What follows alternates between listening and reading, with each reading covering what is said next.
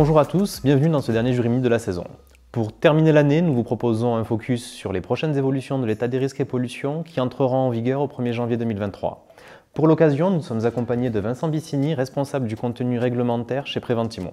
Bonjour Vincent. Bonjour Yacine, merci de m'accueillir. C'est avec plaisir.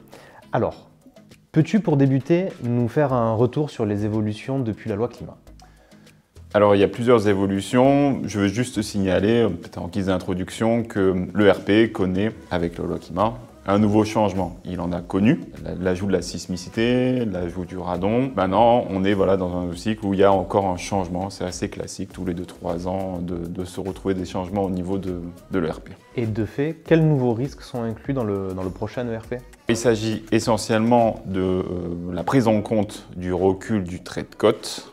Alors c'est un peu technique, un peu complexe, mais il existe déjà des plans de prévention des risques littoraux qui intègrent cette problématique, mais cette fois-ci elle est un peu plus généralisée. Toutefois, au 1er janvier, il y aura l'obligation. Les cartes de prise en compte de ces risques ne seront pas faites au 1er janvier. Il y a des échéances qui sont prévues et pour l'instant, ça va se mettre en place progressivement.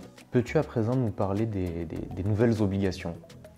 Alors, il y en a beaucoup. Il y en a qui étaient prévus, il y en a qui ont été affinés par un décret récent. Peut-être la plus importante d'entre elles, c'est l'abandon des arrêtés IAL qui, on ne va pas rentrer dans des détails trop techniques, mais en somme, ça signifie que la mise à jour de l'ERP, qui est très importante, puisque ça peut le fausser s'il n'est pas mis à jour, la mise à jour de l'ERP devient très lourde à faire puisque ce ne sont plus le préfet qui arrête les documents à prendre en compte, mais c'est tous les documents qui sont à prendre en compte dès leur opposabilité. Donc c'est un travail de veille très fort. C'est peut-être le point le plus technique, mais le plus important.